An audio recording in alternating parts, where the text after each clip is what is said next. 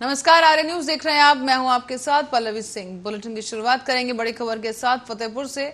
इस वक्त की बड़ी और अहम खबर सामने आ रही है, जिससे आपको रूबरू करा दें कि फतेहपुर में ट्रैक्टर ने बाइक सवार दंपति को टक्कर मार दी है। बाइक सवार महिला की मौके पर ही मौत हो गई और इस दौरान मौत की सूचना पर परिजन पहुंचे हैं घटनास्थल पर और परिजनों में इस वक्त हड़कंप मच गया है। हुसैनगंज थाना क्षेत्र के 7 मील चौराहे की घटना बताई जा रही है, जहां दंपति दुर्घटना का शिकार हो गए। इस दौरान महिला की घटनास्थल पर ही मौत हो गई। साथ ही परिजन भी मौके पर पहुंचे और परिजनों में इस वक्त कोहराम की स्थिति है। आपको बता दें कि तेज रफ्तार का कहर देखने को मिला है और हुसैनगंज थाना क्षेत्र के 7 मील चौराहे का मामला बताया जा रहा है।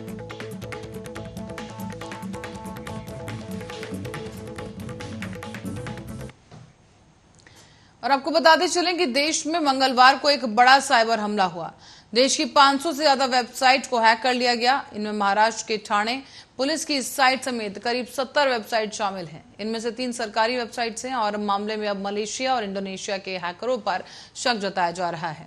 आपको बताते हैं कि महाराष्ट्र में साइबर सेल के एडीजी मधुकर पांडे ने बताया है कि हमने कई वेबसाइट्स को बहाल कर लिया है और कई की बहाली का काम अभी भी जारी है।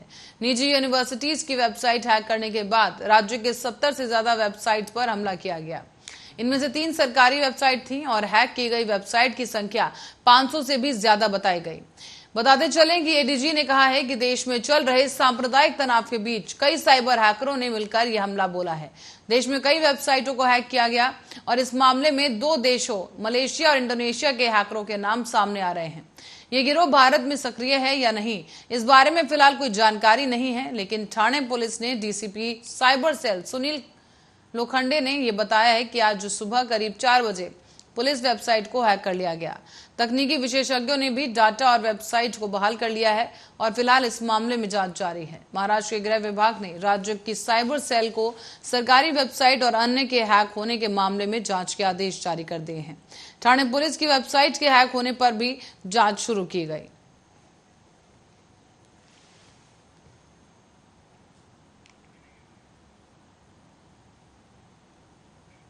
और रायबरेली से इस वक्त की बड़ी और अहम खबर सामने आ रही है, जिसके चलते जिला जज ने डीएम के साथ जेल में छापा मारा है। इस छापेमारी के दौरान एसपी आलोक प्रियदर्शी मौजूद रहे और साथ ही भारी पुलिस बल भी उनके साथ मौजूद रहा है, जिस दौरान जेल में छापेमार कार्रवाई की गई है।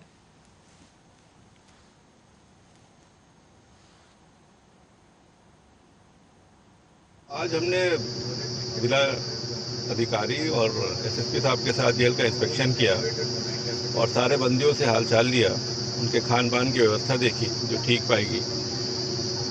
और जो लोग यहाँ पर बंदी जेल में हैं जिनको इलाज की ज़रूरत है उनके लिए इंस्ट्रक्शंस दी गई हैं और तकरीबन जो भी लोग कन्विक्ट हुए हैं जिनको सजाएं दी गई हैं उनकी अपील दाखिल हो गई हैं और अगर किसी को विधिक सहायता की ज़रूरत थी तो उसके लिए निर्देश दिए गए हैं कि कोई भी बंदी ऐसा नहीं रहे कि जिस। और इस बीच रायबरेली में जिला जज अब्दुल शाहिद और डीएम माला श्रीवास्तव ने बाल गृह का निरीक्षण किया है। यहाँ आपको बता दें कि बालक और बालिका गृह गांधी सेवा निकेतन का निरीक्षण किया गया, जहां जिला जज और जिलाधिकारी ने निरीक्षण के दौरान बच्चों से बातचीत की।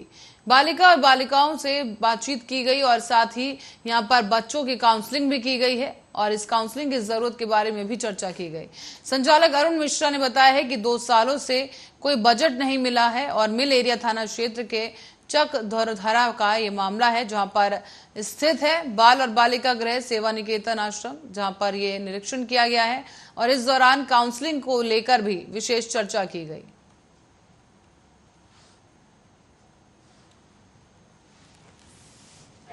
मिशन शक्ति के अंतर्गत ये एक हम लोगों ने प्लान बनाया था कि सीधा संवाद महिलाओं के साथ उनकी शिकायतें और उनके मुद्दों पर यहाँ वन स्टॉप सेंटर के पर आकर हम लोग ने किया है। वन स्टॉप सेंटर आप लोग जानते होंगे कि ऐसी जगह है जहाँ पे महिलाओं को या अपराध पीड़ितों को हर तरह की सुविधाएं एक ही जगह पर मुहैया कराई जाती हैं। इसके पहले वो लोग डॉक्टरी जांच हो या पुलिस में कोर्ट में बयान देना हो, पुलिस कार्रवाई हो रहा हो, हर जगह समन्वय करने में कठिनाई होती थी और पीड़ित हमेशा परेशान हो जाते थे। तो इसके चलते शासन ने ये व्यवस्था कराई है। यहीं पर हम लोग बैठे हैं। एसओ महिला थाना है हमारे साथ, GM-DIC है, सिटी मजिस्ट्रेट भी थोड़ी देर के बाद आएंगे, अभी कहीं और है, और हम लोग ने भी कुछ समय यहाँ पे बिताया। तो मेरे रहते यहाँ पे 6 शिकायतें अभी तक आई हैं और इसमें काफ़ी शिकायतें घरेलू हिंसा से संबंधित है, जो बहुत ही अनफॉर्चुनेट लग रहा है कि आज के युग में भी ये एक वास्तविकता आज भी चली आ रही है। तो उसमें पुलिस के माध्यम से प्रभावी कार्रवाई के हम लोग निर्देश दे रहे हैं। और खबर कानपुर देहात से है, जहां कानपुर देहात चौकी इंचार्ज पर गंभीर आरोप सामने आए। दबंगों की शिकायत करने गए युवक को मारपीट किया गया और साथ ही उस युवक से पैसे भी मांगे गए हैं। युवक को जेल भेजने की भी इस दौरान धमकी दी गई और ऐसे ही लोग खराब कर रहे ईमानदार पुलिस की छवि, जिसके दौरान पुलिस अधीक्षक की छवि को खराब किया जा रहा है। बताया जा रहा है कि रसूलाबाद की बिरहून चौकी के सुजानपुर गांव का यह पूरा मामला है, जहां पर पीड़ित पक्ष की ओर से पुलिस पर यह आरोप लगाया जा रहा है कि उनकी कार्रवाई नहीं की जा रही, ना सुनवाई हो रही है, बल्कि मामला लिखने की एवज में उनसे पैसे की मांग की जा रही है। जबकि पुलिस की तरफ से कहना है कि पुलिस की छवि को धूमिल करने की कोशिश यहां पर ये ग्रामीणों की तरफ से की जा रही है।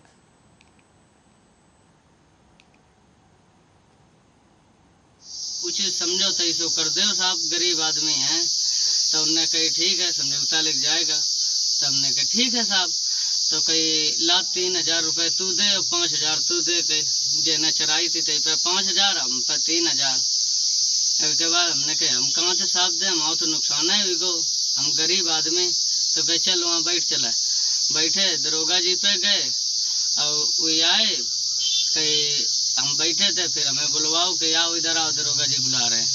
तो हम वहाँ गए, जैसे गए हैं दरोगा जी के पास, तीर पहुँच पाए गेट के अंदर चौकी में, और उनने तुरंत जो है हमारा तमाचा चला दो। एकदम मैं आंखिन से रोशनी नहीं आई, एकदम चली गई। या लगे कि हमें दिखाना नहीं लगो मुझे। और अब रुक करेंगे अगली खबर का। आजमगढ़ और रामपुर लोकसभा क्षेत्र के उपचुनाव में योगी सरकार अब पूरी ताकत के साथ जुटेगी। मुख्यमंत्री योगी आदित्यनाथ, उप मुख्यमंत्री केशव प्रसाद मौर्य और ब्रजेश पाठक दोनों लोकसभा क्षेत्र में सभा रैलियां, रोड शो और चुनावी बैठकें करेंगे।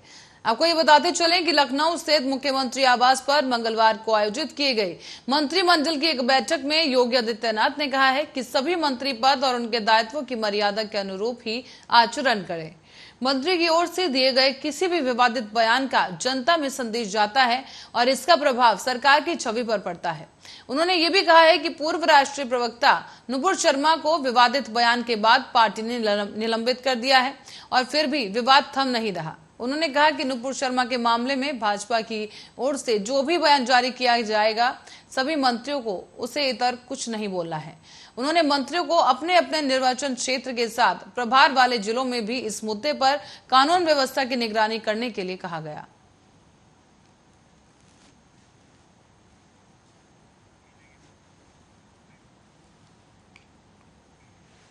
और योगी आदित्यनाथ सरकार ने परिवार में संपत्ति के बंटवारे को निर्विवाद करने के लिए अब संपत्ति हस्तांतरण पर सिर्फ 5% ड्यूटी लगाने का फैसला लिया।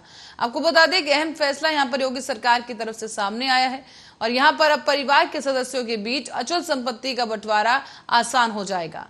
इसी के लिए दान विलेख पर स्टैंप शुल्क में छूट दी गई है और संपत्ति चाहे कितनी भी कीमती क्यों ना हो, पारिवारिक बंटवारे पर केवल 5,000 रुपए स्टैंप शुल्क फीस कर दिया गया है। साथ ही आपको बता दें कि स्टैंप और पंजीयन मंत्री रविंद्र जायसवाल ने बताया है कि परिवार के सदस्यों के बीच संपत्ति बंटवारे की प्रक्रिया को सरल और निर्विवाद बनाने के लिए कैबिनेट में ये प्रस्ताव लाया गया था और इसी बीच सरकार ने ये माना और मानना है। और इस दौरान स्टैंप शुल्क से बचने के लिए संपत्ति के मालिक की ओर से परिवार के सदस्यों के नाम अक्सर वसीयत लिखी जाती है, लेकिन मुखिया के निधन के बाद वसीयत के अधिकांश मामलों में विवाद होता है। अब मंत्री के अनुसार ऐसे मामलों में कभी नहीं आएंगे क्योंकि राजस्व प्राप्ति में वृद्धि होगी। आदित्य ठाकरे इस बार अयोध्या यात्रा की तैयारी को लेकर अयोध्या पहुंचे हैं, जहां शिवसेना नेता और प्रवक्ता संजय राउत ने मोदी सरकार पर निशाना साधा। उन्होंने ईडी द्वारा राहुल गांधी से पूछताछ को लेकर सीधे तौर पर केंद्र की नरेंद्र मोदी सरकार को घेरते हुए कहा है कि सभी राजनीतिक पार्टियों को इसे लेकर हमलावर होना चाहिए, क्योंकि जो भी सवाल पूछते हैं उन सभी के ऊपर केंद्रीय एजेंसियां हमला कर रही हैं। ये देश के लिए ठीक नहीं। और इसी के साथ ही उन्होंने राष्ट्रपति चुनाव को लेकर भी बात कही है। संजय राउत ने कहा कि राहुल गांधी से ईडी की पूछताछ को लेकर केंद्र सरकार पर निशाना साधते हुए सरकार से सवाल किया कि सरकार से सवाल करने वालों के खिलाफ केंद्रीय एजेंसियों का इस्तेमाल किया जा रहा है, जो कि देश के लिए ठीक नहीं। तो वहीं दूसरी तरफ राष्ट्रपति चुनाव को लेकर उन्होंने कहा है कि राष्ट्रपति के रूप में शरद पवार सबसे बेहतर है, और अगर रबर स्टैंप चुनना है तो बहुत सारे लोग लाइन में खड़े हुए हैं। उन्होंने ये भी कहा कि इस बारे में आज दिल्ली में विपक्षी दलों की बैठक होगी। हालांकि इसमें शिवसेना प्रमुख उद्धव ठाकरे शामिल नहीं होंगे और वो खुद आदित्य ठाकरे के साथ अयोध्या में रहेंगे, लेकिन शिवसेना का कोई बड़ा नेता इसमें हिस्सा लेगा। इस दौरान बैठक का नेतृत्व शरद पवार करेंगे और राष्ट्रपति चुनाव को लेकर अहम निर्णय लिया जाएगा।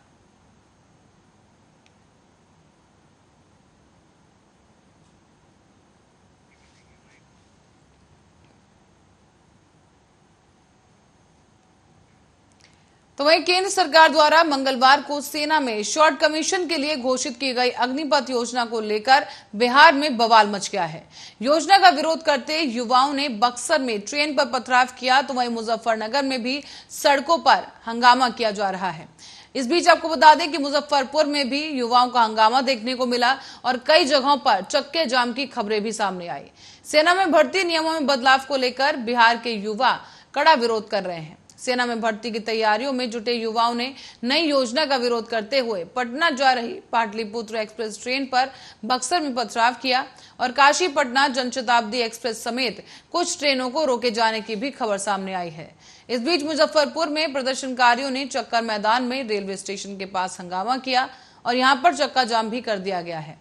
और इस बीच सदर थाना क्षेत्र के भवानपुर गोलंबर में सड़कों पर सैकड़ों युवा नारेबाजी करते हुए भी दिखे। यहां पर नेशनल हाईवे 28 पर चक्का जाम किया गया और इस बीच पुलिस और प्रदर्शनकारियों के बीच गतिरोध भी बना हुआ है। इसी बीच केंद्रीय गृह मंत्रालय ने कहा है कि अग्निपथ योजना के तहत 4 साल पूरा करने वाले अग्निवीरों को केंद्रीय सुरक्षा और सेना की असम राइफल्स में भर्ती में प्राथमिकता दी जाएगी। हालांकि गृह मंत्रालय ने ट्वीट कर बुधवार को ये बात कही और केंद्रीय गृह मंत्रालय ने अपने ट्वीट में लिखा कि अग्निपथ योजना युवाओं के उज्जवल भविष्य के लिए पीएम नरेंद्र मोदी की दूरदर्शी और स्वागत योग्य योजना है। अग्निपथ योजना से प्रशिक्षित युवा आगे भी देश की सेवा और सुरक्षा में अपना योगदान दे पाएंगे। इस निर्णय पर विस्तृत योजना बनाने का काम भी अब शुरू हो गया है।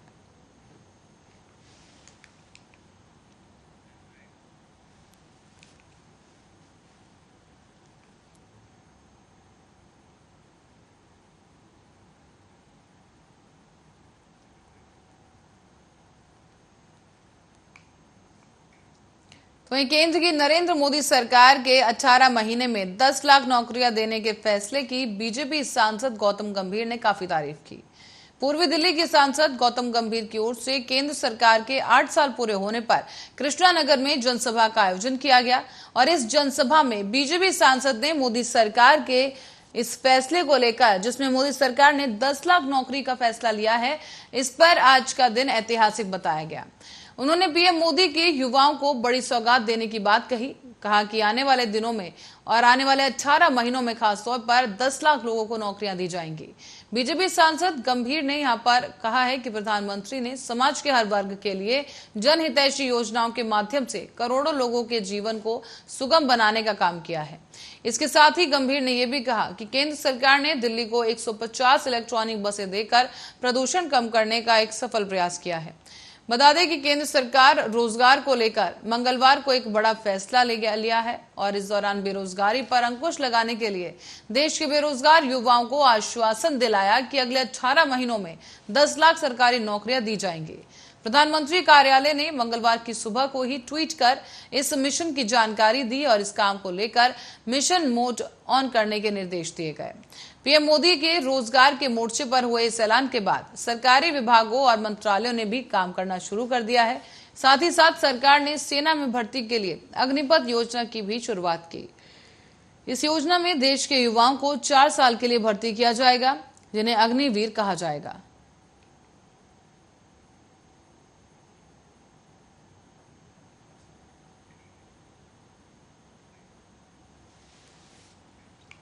अब बरेली से एक हैरान कर देने वाली खबर सामने आई है, जहां फिर एक बार एक मासूम को बेरहमी से लावारिस छोड़ दिया गया। आरोपी आपको बता दें यहां पर कोई और नहीं बल्कि एक महिला बताई जा रही है। यहां पर यह महिला आप देख सकते हैं कि बोरी में झाड़ियों के पीछे कुछ छुपाते हुए जा रही है और सीसीटीवी कैमरा में यह महिला कैद हो जाती है। यहां आपको बता दें कि इसके बाद जब देखा गया वहां पर तो इस बोरे में 8 महीने का नवजात शिशु मिला है, जिसे वहां पर कुत्ते नोच रहे थे, कीड़े मकोड़े वहां पर मौजूद थे और इस दौरान 8 घंटे बाद स्थानीय लोगों को इसकी जानकारी हुई, जिसके बाद पुलिस को सूचना दी गई और नवजात शिशु को पुलिस ने जिला अस्पताल में भर्ती कराया है। और काफी खोजबीन के बाद भी महिला का पता नहीं चल पा रहा है। खोजबीन अभी भी जारी है, लेकिन आपको बता दें कि ये पूरा मामला इज्जत नगर क्षेत्र के रेपुरा चौधरी गांव के पास का बताया जा रहा है, जहां गांव के अंदर झाड़ियों में नवजात का शव मिला है।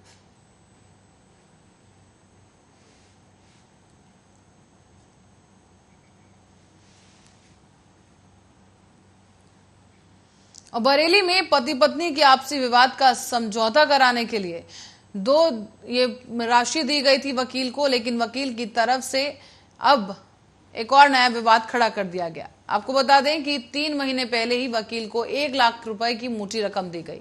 वकील का नाम बनवारी लाल बताया गया, जिसने ना तो पत्नी से फैसला करवाया और ना ही पैसा वापस किया।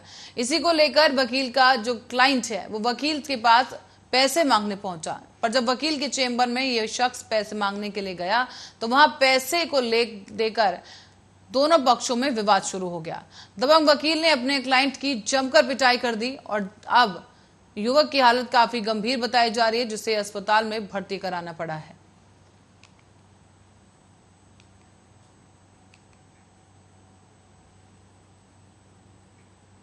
और देश में कोरोना के केसेस में उछाल देखने को मिल रहा है। बुधवार के बीते 24 घंटों में 8,822 नए केस मिले हैं, जबकि पिछले 3 महीने में ये दिन में मिलने वाले सबसे ज्यादा केसेस हैं।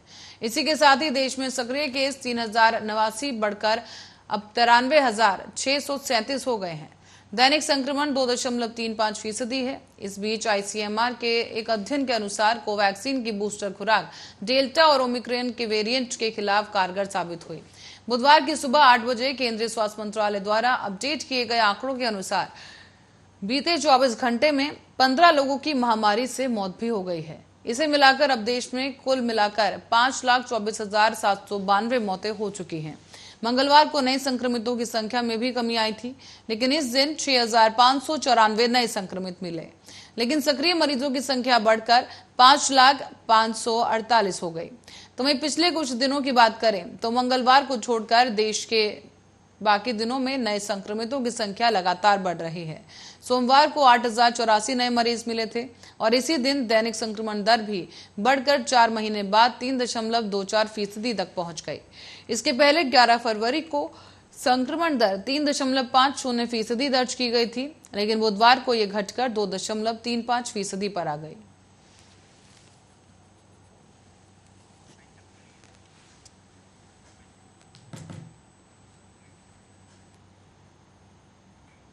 इसी खबर के साथ ही बुलेटिन में फिलहाल के लिए इतना ही। बने रहे हमारे साथ, देखते रहे आरएन न्यूज।